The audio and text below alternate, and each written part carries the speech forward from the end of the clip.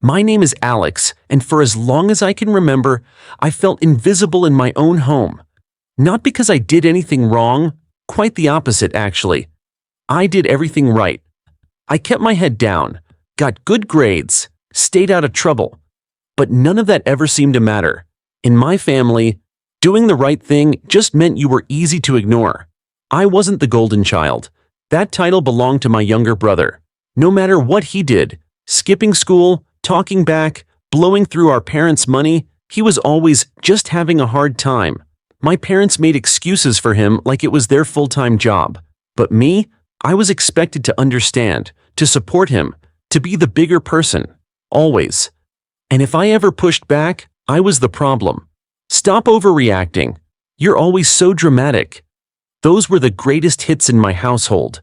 It wasn't just emotional neglect. It was the everyday little things that added up.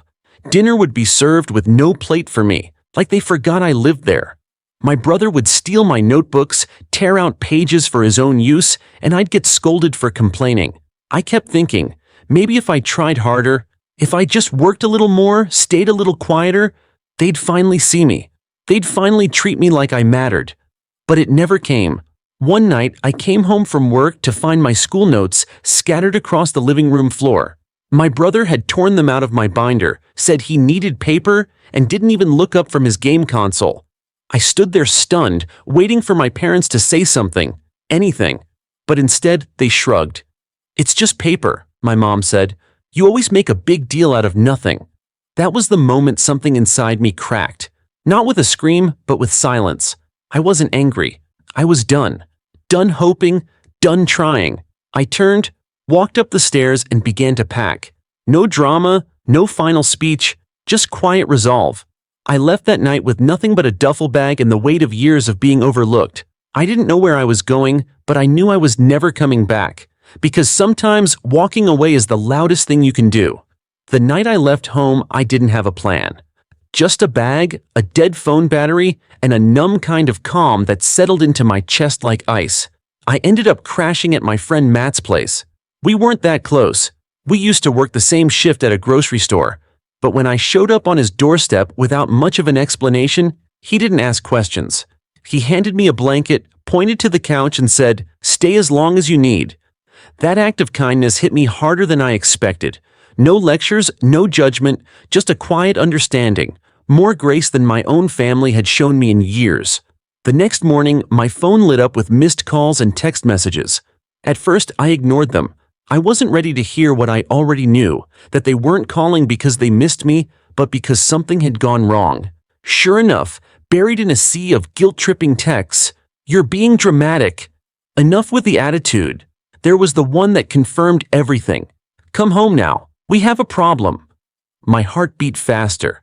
I stared at the screen, trying to decide whether I should even care, but curiosity won. I texted back, "What happened?" The reply came instantly. "Your brother's been arrested." Of course. After everything, after being their golden boy, their excuse for treating me like a ghost, he'd finally hit a wall he couldn't charm his way out of. My parents didn't suddenly value me. They didn't realize how badly they'd hurt me. They just needed something. Again, I stared at the screen, then at the dusty floor of Matt's living room. I could already see how this would play out. They'd beg for help, for money, for me to fix something they couldn't. But I wasn't the quiet, obedient kid they thought they could call on when it was convenient anymore. Still, I had to admit, I was curious.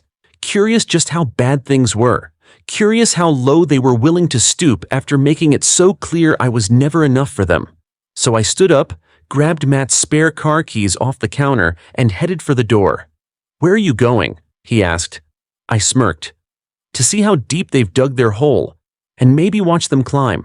When I pulled up in front of my childhood home, the place looked smaller than I remembered. Tired, almost like the people inside it. My dad was pacing the porch, phone in hand, while my mom sat on the front steps, face buried in her hands. For once, there were no lectures, no judging glances, just panic.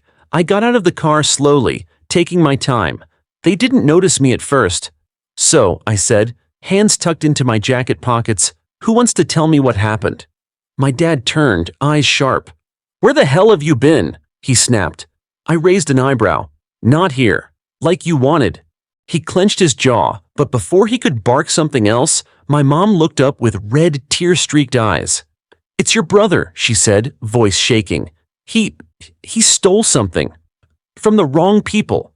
"The wrong people?" I asked, confused. "Some guys he hangs out with at that arcade. We don't know the full story, but it's serious. The cops were called. He's in holding now." I nearly laughed.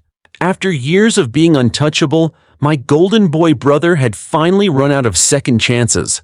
My mom's voice dropped to a whisper. "We need help. We need money for a lawyer, for bail. Please." There it was. Not a reunion, not a conversation about what happened, just another request. I crossed my arms, coldness settling back into my voice. "How much are we talking?" "Bail is $10,000, my dad said. "We can cover part, but we need you to help." I whistled. 10 grand? Wow, serious mess. "So, you'll do it?" my mom asked, eyes filled with hope. I looked her dead in the eye and said, "Absolutely not." The air shifted instantly. "What?" my dad barked. "You're joking." I shrugged. "You all told me I wasn't wanted. You nodded while he told me I didn't belong. But now that the golden child is in trouble, suddenly I exist?" "This isn't about that," my mom said, nearly pleading. "No," I replied, voice steady. "It's about consequences. And this time, I'm not your safety net." Then I turned and walked toward the car. "Don't you dare walk away from us," my dad shouted behind me. I paused just long enough to glance over my shoulder. "You already did." And with that, I drove off, finally free. The drive back to my apartment was quiet, but inside my chest, a storm was brewing. You'd think I'd feel guilt, maybe even doubt. But all I felt was this raw, quiet clarity. For the first time, I wasn't the one bending, folding, or sacrificing. For once, I was simply standing still and letting them face the storm they created. That night, I tossed my keys onto the kitchen counter and grabbed a cold beer from the fridge. I sat on the couch, phone still buzzing every 10 minutes. Calls from mom, texts from dad, even one from my brother, now behind bars. I didn't answer. Not yet. The last time I asked for help, they told me to get over it. When my brother trashed my notes and laughed in my face, my mom said, "It's just paper." When I walked out of the house, the door didn't creak open behind me. No footsteps, no voice calling my name. Silence. That's how little I mattered. Now they were drowning, and the only life raft in sight was me. At around midnight, a new message lit up my phone. "Mom, Alex, we're struggling. Please, your brother needs you. This is serious." I leaned back, took a long sip, and thought about how they'd never sent a message like that when I was breaking. They didn't care when I was sleeping on a friend's couch with nothing but 2 bags of clothes and a notebook with torn-out pages. Another message followed. "Dad, be the bigger man. Help your family." The bigger man? I scoffed. I had been the bigger man my whole damn life, taking the high road while they threw stones. Always the peacemaker. Always the invisible fixer. Then came the one that pushed me over the edge. "Brother, can you just bail me out? You've got the money. Don't be a jerk." I stared at the screen, then typed, "You told me no one wanted me around. I'm just doing you a favor and staying away." Read. No response. I chuckled softly and put my phone face down. The next morning, I woke up to silence.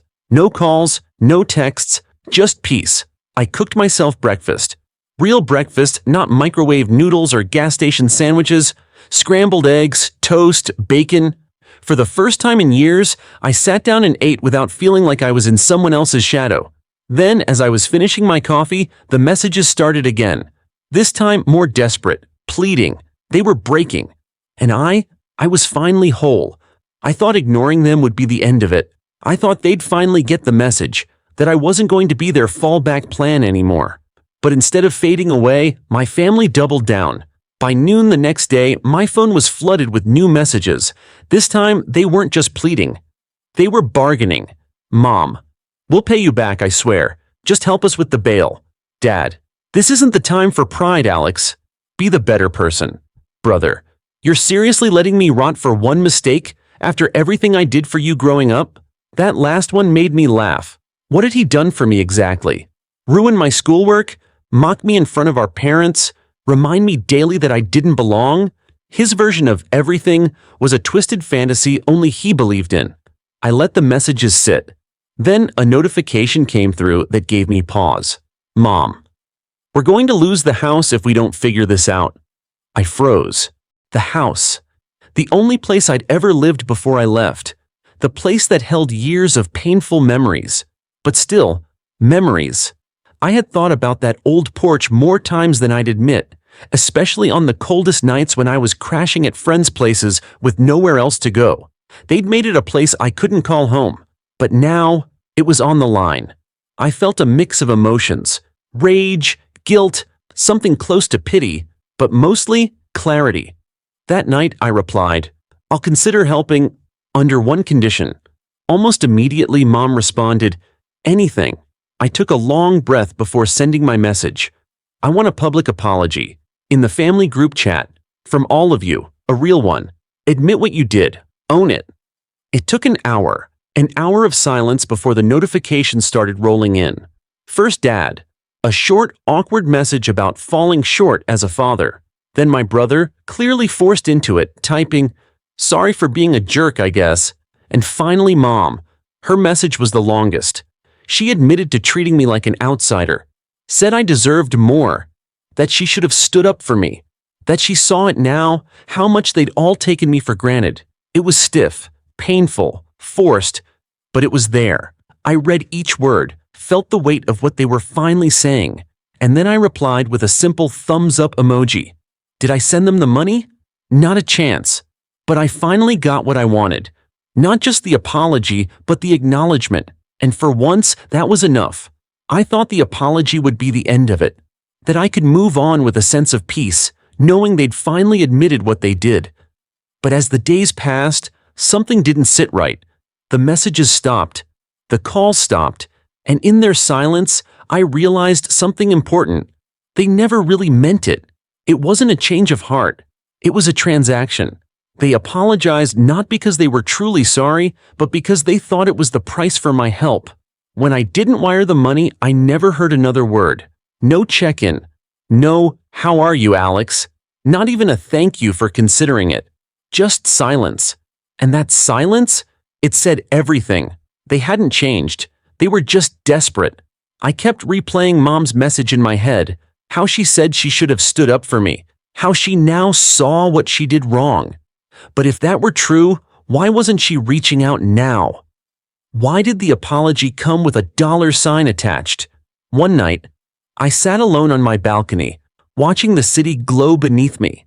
The wind was cool, my tea was warm, and my mind was finally still. For years, I had believed that if I worked hard enough, earned enough, or gave enough, they'd see me, that I'd finally be one of them.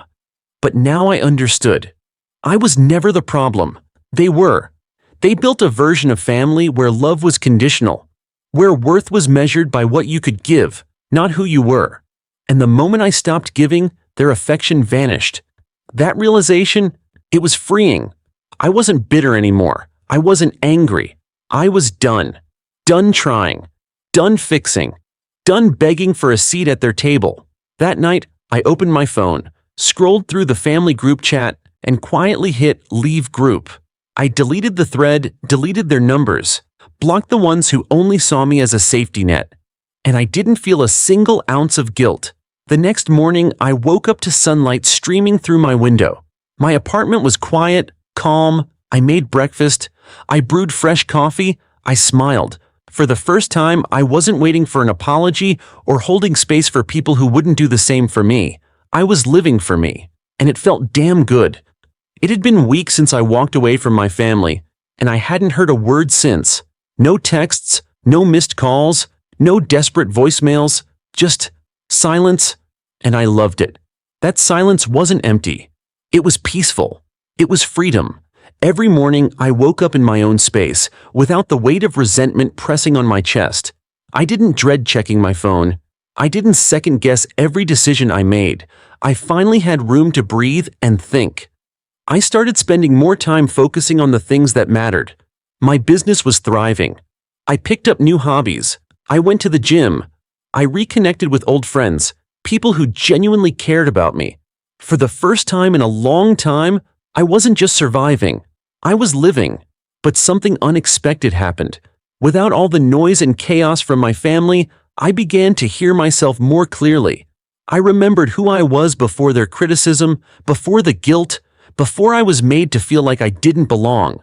I was ambitious. I was loyal. I was kind. And none of those traits were ever dependent on their approval. They'd made me believe that I was difficult, that I was selfish, that I wasn't enough.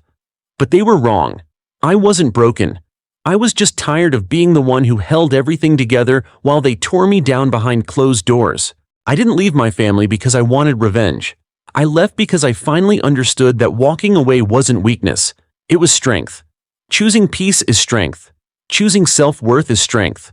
And no matter how hard they try to guilt me, I won't forget that. I may have grown up thinking love had to be earned, begged for, or bought.